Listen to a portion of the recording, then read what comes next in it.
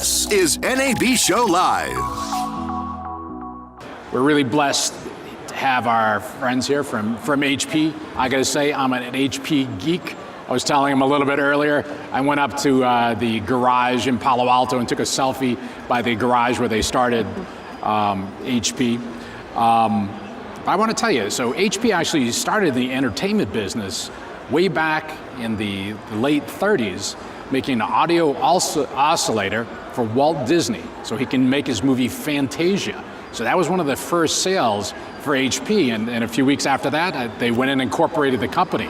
So this company, HP, Hewlett-Packard, as we know it, has deep roots in the entertainment industry. So I want to welcome our guests. We have Carol Hess, the VP of Z by HP Products. We also have Dean Sanderson, the Z Workstation Product Leads. And we have Rick. We had Rick, the Z by HP Technologist. Yes. So folks, thank you so much for being on here. I'm really excited to have you. So, wow, we have noise here. Anyway, so Carol, you know, it's been about a year since we talked. We were here at NAB, I think on the exact same stage here. So what happened back then? Tell us some news. You know, we had a fabulous year from last year until coming here. We announced our full portfolio of our ZBook workstations, with the highlight being the ZBook Studio X360, as well as the Studio. And this is a great product for media and entertainment, people that might be doing editing on the road. They need to be mobile, so having that mobile device was great. Great pen technology we used with Wacom. So people were super excited about all the Z notebooks that we announced.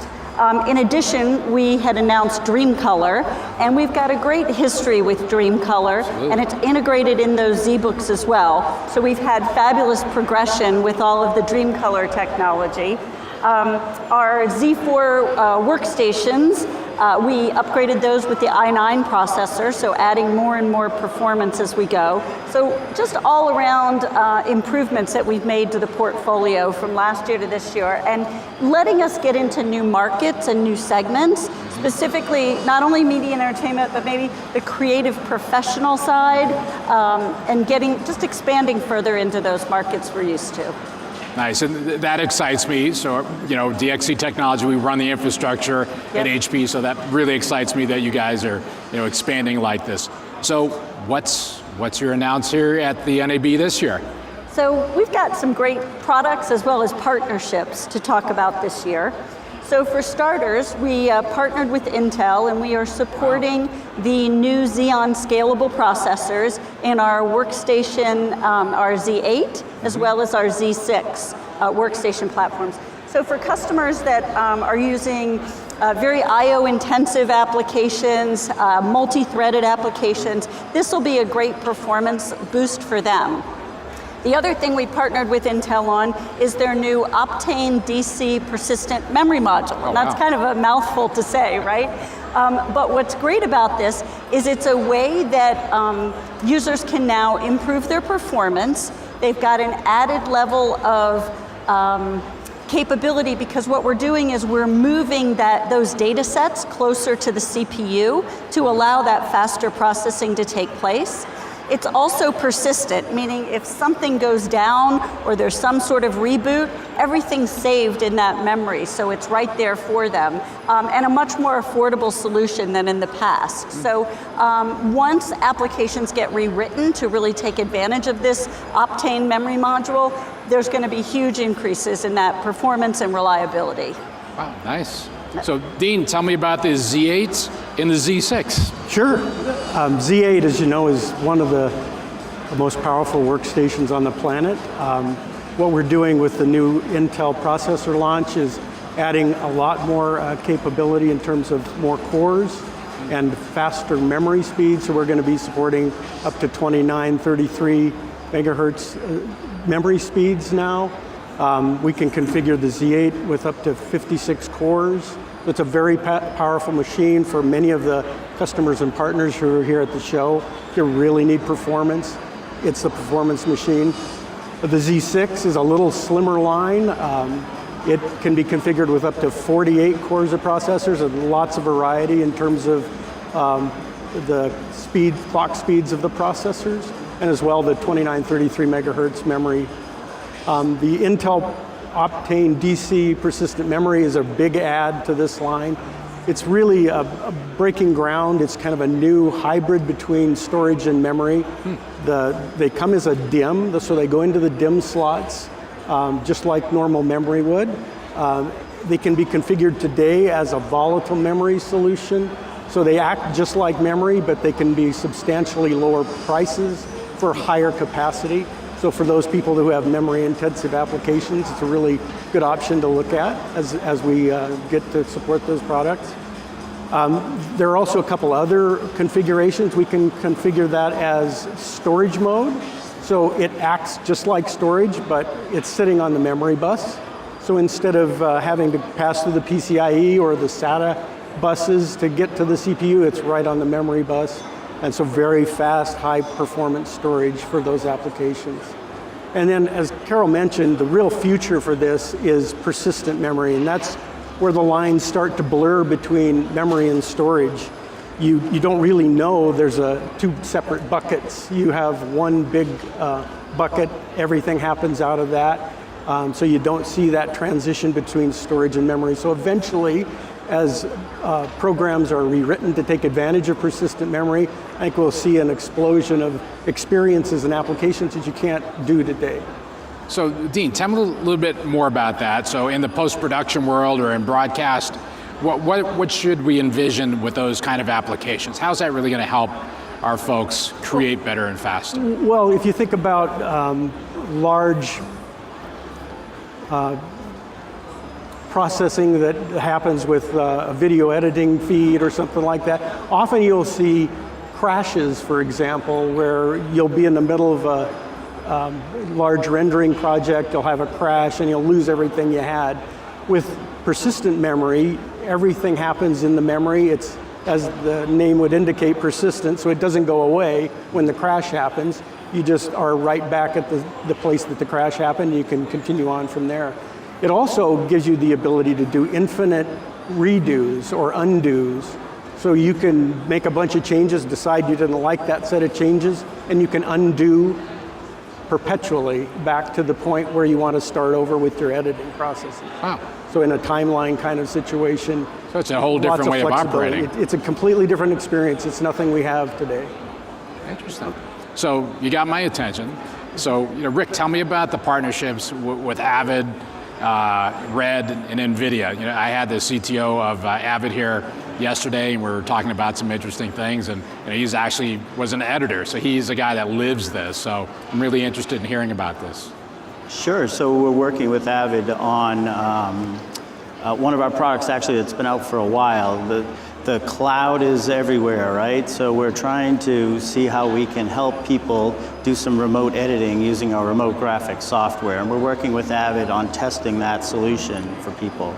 So people that are out, you always hear people say, editing at the coffee shop. Maybe that's not really where they are. Maybe they're editing from home, but they're getting the power of their full HP workstation, for example, back in their studio, using the remote graphics software from some thin, light client, a mobile workstation, for example, or just any laptop, and able to connect in, as I said, to their big iron horsepower back in the studio. And so that's one of the things we're working with Avid on. One thing to add to that that's great is that remote graphics software comes standard on every one of our HP Z workstations. Oh wow, I think people don't even realize that. So you'll have it on your ZBook 17 that you're on the road mobile with, and you'll also have it maybe on your Z8 back at the office as well, so you can talk to each other. So it's already standard in what you have. Right, thank you. So I was at one of our joint clients, DreamWorks, a little while ago, and I saw this, great Academy Award in their office, and they had this beautiful HP DreamColor monitor. So can you tell me about that Academy Award and how that came about, the technology that's in that monitor? Yeah, it's a super exciting story with DreamColor. So we started with DreamColor 11 years ago. Wow. And again, it was back to help in the media and entertainment area. We worked with Disney as well as with DreamWorks, and really wanted to say, for these users where color is critical, where they have to be able to say, think of Shrek, the green color of Shrek needs to be the same every time you see it on every display, on every mobile display that you're using. So having that DreamColor technology is super important. So we started that 11 years ago. Fast forward to 2015, and we actually at HP won an award from the Academy Awards Motion Picture because of the technology that we've brought to market to help this industry with really being able to create those fabulous movies and have that true color. I think one of the nice sound bites I like to remember is over the last 6 years, 80% of all of the films that were nominated for an Academy Award had been designed and worked on, edited with a DreamColor display. Wow. So, it may be giving you a little bit of an edge, but it's worth taking that risk maybe on the next film and using DreamColor because you may get an Academy Award out of it. 80% chance of getting an Academy Award. Of a nomination, so maybe. It's funny, I'm an old broadcaster. I started my career at ABC, so anytime I go to our customers, I like to walk through the machine room and see what I see, or any network that I go in or post facility. There's one uniform thing. I see a ton of HPE equipment in there. Yeah. So what is the success? Why so much HP equipment in broadcast facilities and post-production houses? Well, I think we just have a great history here, right? We started it with the audio oscillator that you talked about 80 years ago. That's what started our company, and that's what allowed us to continue. So we partnered with Disney, we partnered with DreamWorks. We are very big about partnerships because we think we need that to bring all the pieces together to give customers a solution. And a lot of it comes from the foundation of getting customer insights. You need to start by talking to the customer, understanding what their challenges are and their problems and their needs, so that you can then put the right pieces of hardware and software and services and displays and everything together for them so that you can improve their workflows and just make their lives easier. That sounds good. So if we were to say, I want you to remember this about HP in technology in the media entertainment space, what would you tell our viewers? What's the takeaway that they absolutely have to know about HP? Well, I think HP and media and entertainment go hand in hand. We've worked together for years. We continue to work together. Leading edge performance, leading edge reliability. We will make your lives easier. Z by HP is just the way to go in media and entertainment. Good. Anything else, gentlemen, in closing that you want to leave with our viewers? Well, actually, I wanted to share something with you. We did have an announcement last week. Announcement last week? This is something breaking right now?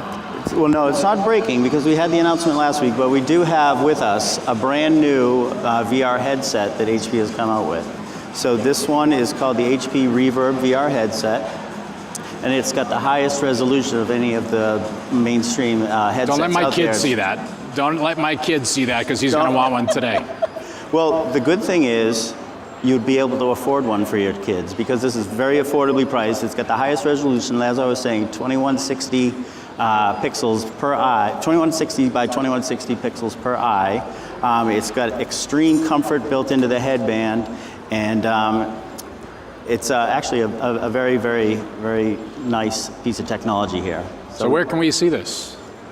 Where can we see this? It'll be sold through the HP website and all of our resellers. Hey, there you go. We've got it over in the booth. Oh, yeah. It's at the HP booth at NAB show. Yes, at the HP booth. 9724, is that right? 9724, South Lower, 9724. We've got 3 different demos with this headset, so we encourage people to come by the booth and check it out. All right, any closing statements, sir? No, we're good, thank you. All right, well, again, thank you so much. Some of my favorite people in technology. And again, thank you so much for coming out. And this is the NAB Show Live. Thank you very much, folks. And that's a wrap for today. Thanks, Steve. Thanks, Steve. Thank you.